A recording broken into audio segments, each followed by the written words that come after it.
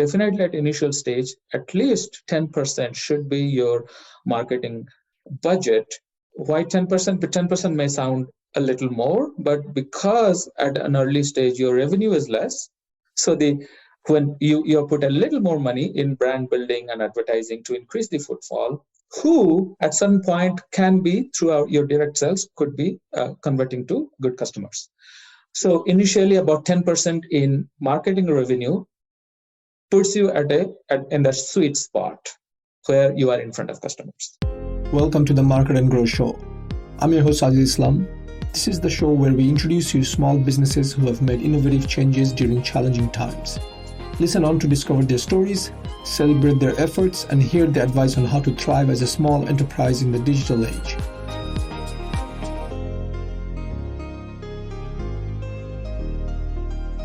Hey everyone, welcome to the Market and Grow Show. Today I have with me Brahma Mishra. Brahma is the CEO and founder of MeetMonk. Brahma, thank you very much for being on our show. It's a pleasure. Okay. If you don't mind, for our listeners, could you please introduce yourself and tell them who you are, what problem you're trying to solve, and go from there? Well, as you have already introduced me, I'm Brahma Mishra, founder, CEO of MeetMonk. We have a couple of different verticals that we try to solve problems in, try to disrupt. One is healthcare. Healthcare needs a lot of reforms, a lot of technology, a lot of disruptions needed to bring the prices down, to make it more affordable to the mass. Same is education. So these are the two verticals that we are focusing on. We started with a disruption in technology in video conferencing that we are on right now. It's similar. We are on Zoom right now. We have a similar product, but the beauty of the product is it's a single click, no installation needed, no plugins needed platform. When you talk about telehealth, where patients come in to see a doctor, say once in 3 months or once in 6 months, you don't expect them to install an application, take 2 hours to know all the nitty-gritties and be ready. They should be able to kind of join in like 2 seconds, regardless of the devices they are in, regardless of the browsers they are on. So we developed focusing on that kind of customer segment, on which they schedule an appointment, get a link, click on it, boom, they join, they talk, and they exit. Once we did that, it was highly appreciated by the patients and the doctors alike, because nobody has time to kind of prepare 10 minutes in advance. So they just see a link, click on it, and join. So we have actually been adopted by a lot of doctors, and they have recommended this platform to the patients, and we are growing. Same trend we are seeing in the education field, in which you need high security, but also at the same time high flexibility. So those are the two segments we are kind of operating in right now. Very nice. And if I may ask you, what's the reason behind choosing this line of products? Is there a compelling reason? Were you frustrated with a certain product being out there, getting the name and not really delivering a good product? Well, that's a great question. Well, I'm not going to badmouth another product or any other product for that matter, but I had an earlier startup in education. Like a better part of my life, I have been working in improving the quality of education for the underprivileged section of the society, to kind of make available the high quality education at a very affordable price. Not only in the US, but also in other parts of the world, especially for the underprivileged students in India, the tribal students in India. When I was working on my earlier startup that I sold and moved out to create this, I realized that we did not have at that point. The technology has changed now. We have some platforms available, but like 6 years ago, 7 years ago, there was not a platform that could, at a low bandwidth, deliver en masse the ability of real-time interaction between teachers and students. That's why I came up with this idea of delivering really low bandwidth, really high fidelity virtual communication platform. And my other need was to make it, in true sense, language agnostic. That again, no platform did at that time. So when I was working on it, I created this, and then COVID hit. Then, a couple of doctor friends of mine and my advisors were like, hey, you have this platform. This perfectly fits in healthcare scenarios. Why not go for that? We already were highly secured, HIPAA compliant. Even though we didn't have HIPAA certification, we are more than compliant in terms of both data transmission, storage, and extraction. So we kind of pivoted a little bit without sacrificing our original goal of catering to the students and teachers. So we kind of made slight tweaks and took it to the doctors, and they loved it. So that's how we are here today. Oh, great. Brahma is basically, sounds like you're a man with a mission, and you like, helping people. So this kind of really fits into the whole thing. Well, I'm trying. We are all trying. The whole team is dedicated, and they are working really hard to make this happen. One good thing I'll tell you, that I told you about two goals. One, to make it available at the remotest part of the society and at a lower price. And the other part was making it, in true sense, language agnostic. That we just recently achieved. We have developed an algorithm right now that will seamlessly, real-time, translate audio to a different language. So we are now catering to about 6 or 7 languages.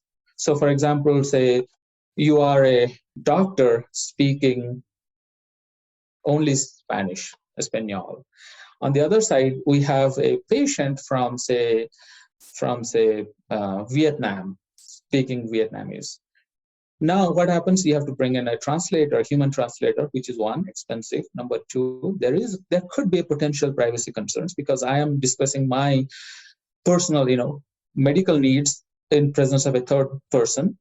And three, the availability of a translator. You may not have that person available for all the languages that needs to be translated.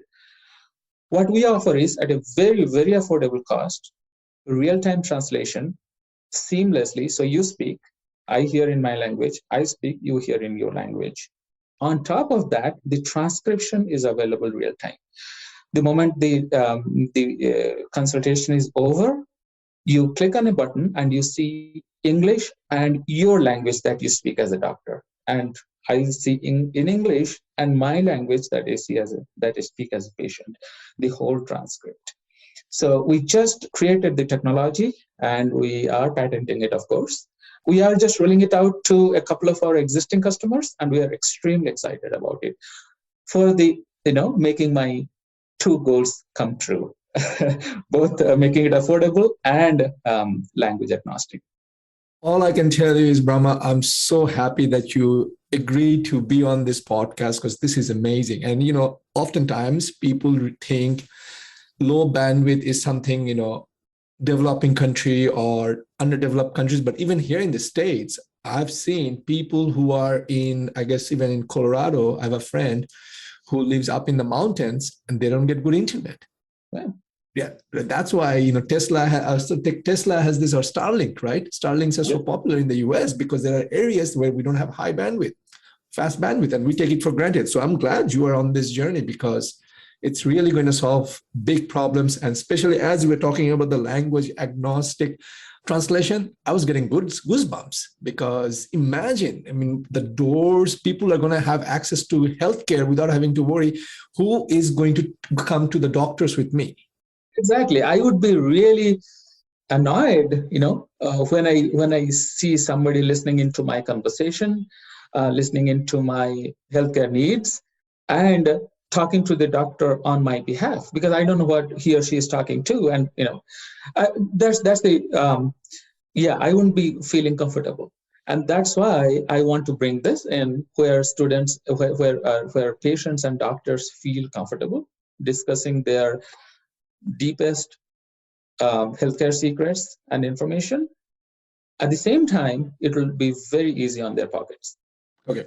Great. Okay, now let's jump into other areas of the discussion because, as you know, we are a marketing company. This is a marketing focused podcast. So our listeners would want to know about your marketing strategy. Now, you have a great product. That's great. But if people do not find out, then they're not going to know that your product can solve their needs.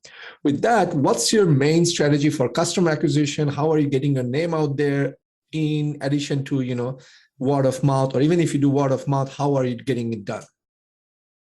That's a great question. Great point, Sajid.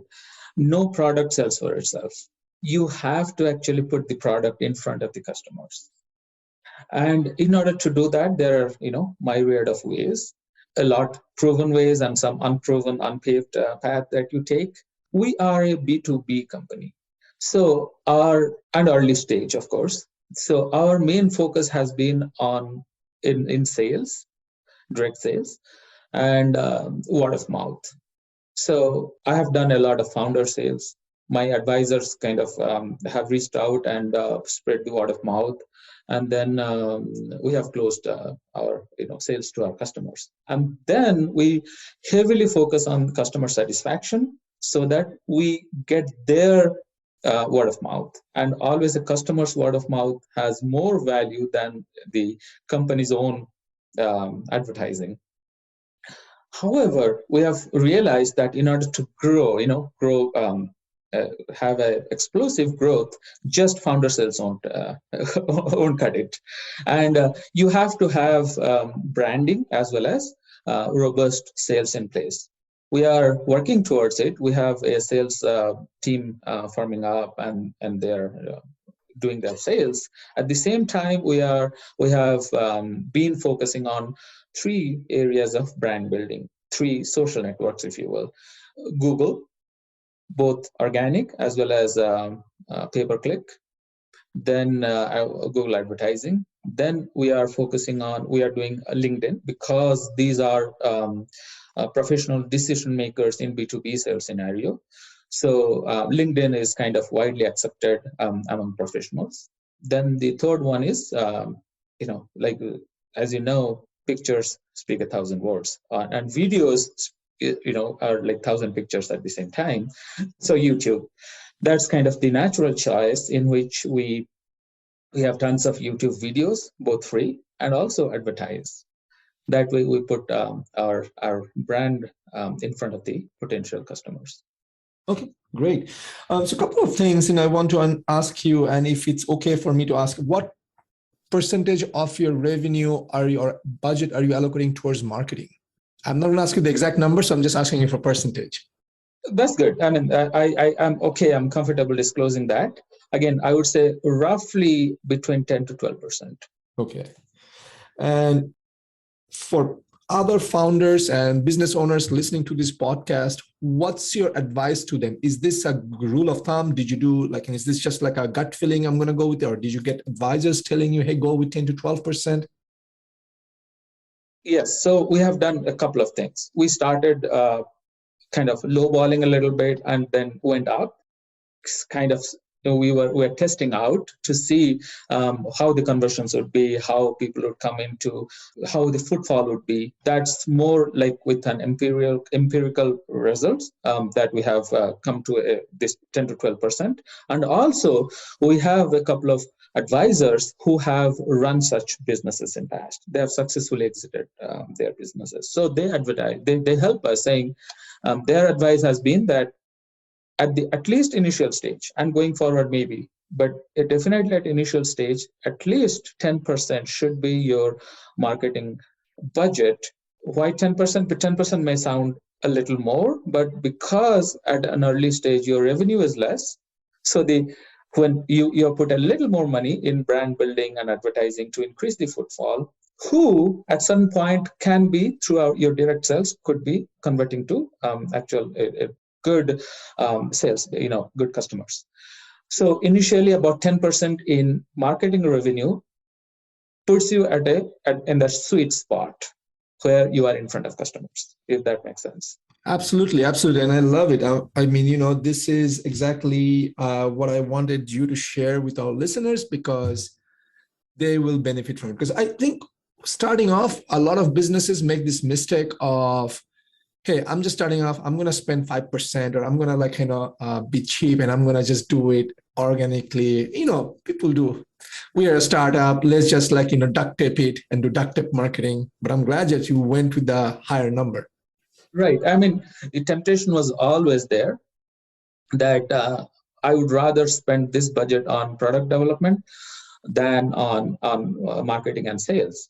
But like I said, what I've realized is that you can work on your product improvement for next 100 years, but still you will not be out there unless customers start recognizing you. And the only way to, well, not only way, but one of the most important way, easiest way to be in front of the customers is by spending a little bit of more money and doing a good job in advertising. My ex-boss, when I was working, my ex-boss told me one thing, that best is the enemy of good. And many of the, especially technical founders like myself, I come from a technology background and I can do product development in my sleep. Marketing is not intuitive to me. And what I've learned is if I keep fine-tuning the product, I can spend all my time, energy, and money on it, but still nobody will buy it unless I put it in front of the customers, potential customers. Very good, very good. Now talking about marketing, let's talk about the marketing team. You mentioned that you are an early stage. So I take it that you are not doing the marketing by yourself. You don't have an internal team. Can you talk a little bit about that and your thought process on why you chose to, I guess, look outside first and then build a team inside? Yeah, your guess is right on. We are looking for a CMO, Chief Marketing Officer. We don't have one yet. And again, being budget sensitive, being trying to keep the expenses low. At this point, we have hired a third party, and third party provider, this marketing company helps us in not so much in strategy, but more in execution. Execution in two different ways.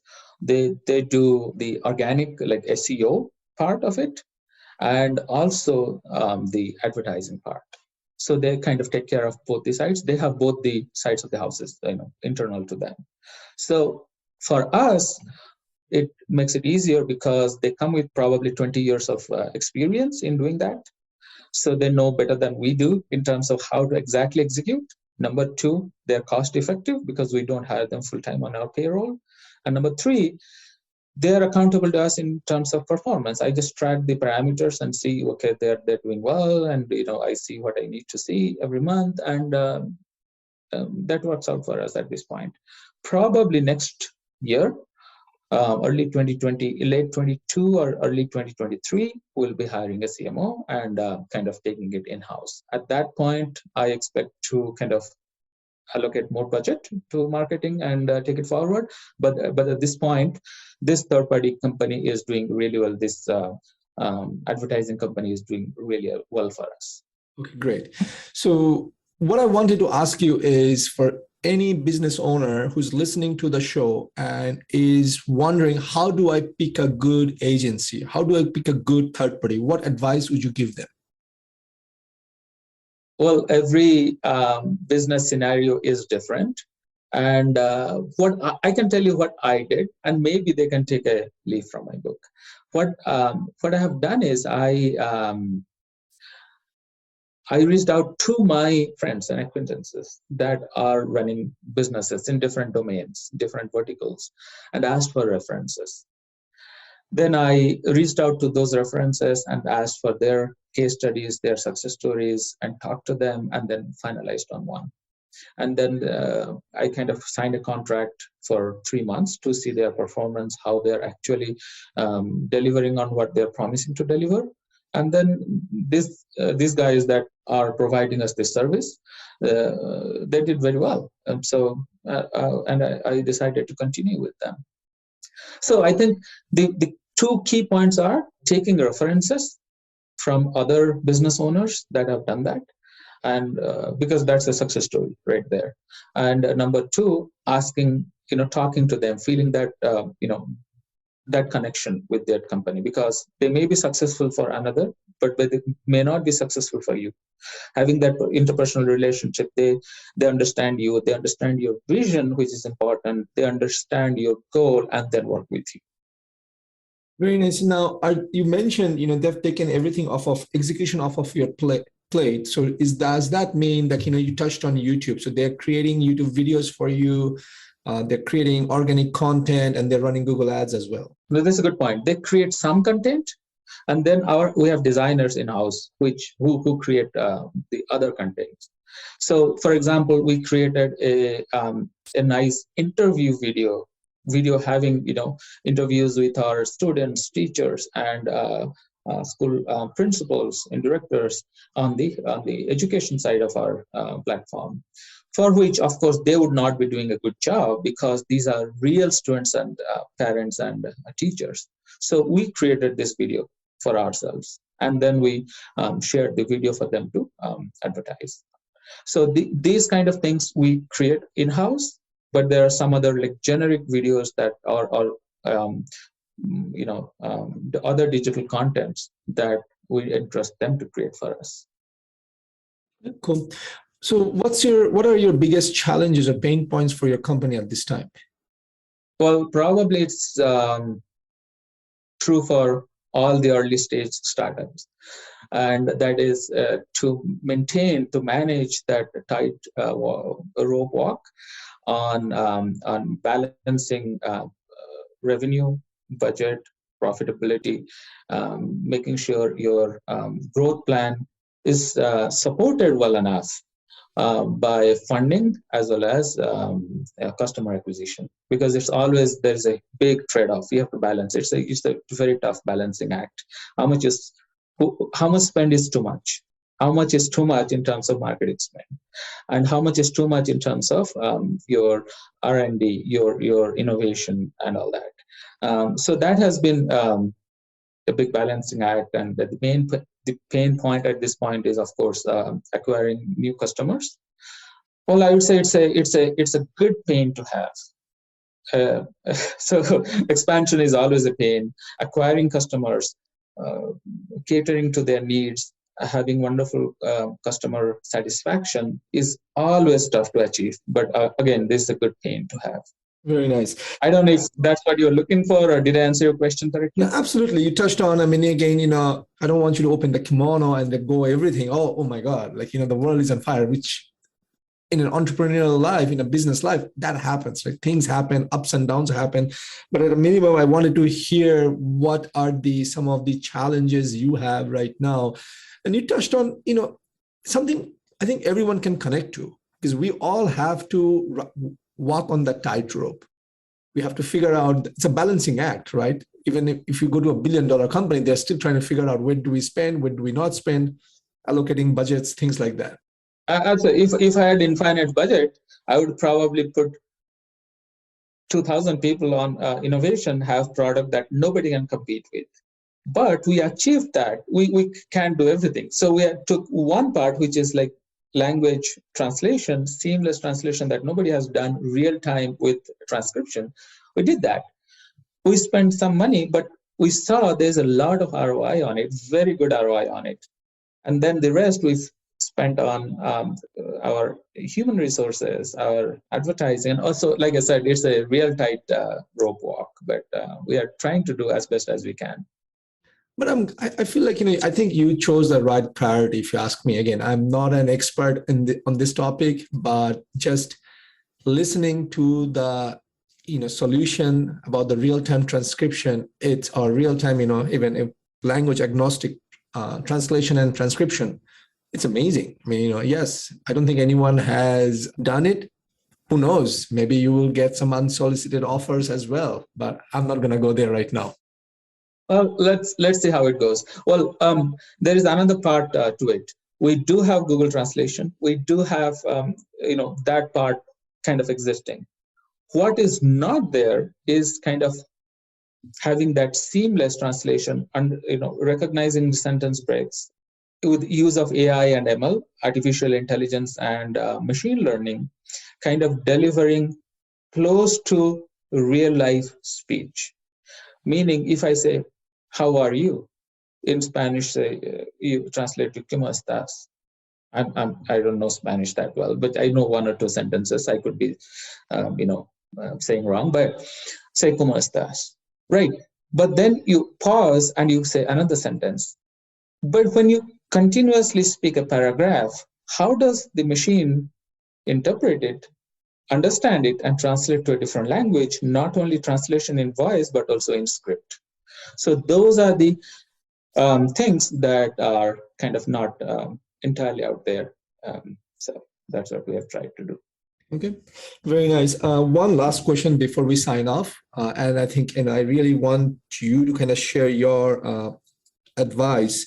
You touched on marketing spend.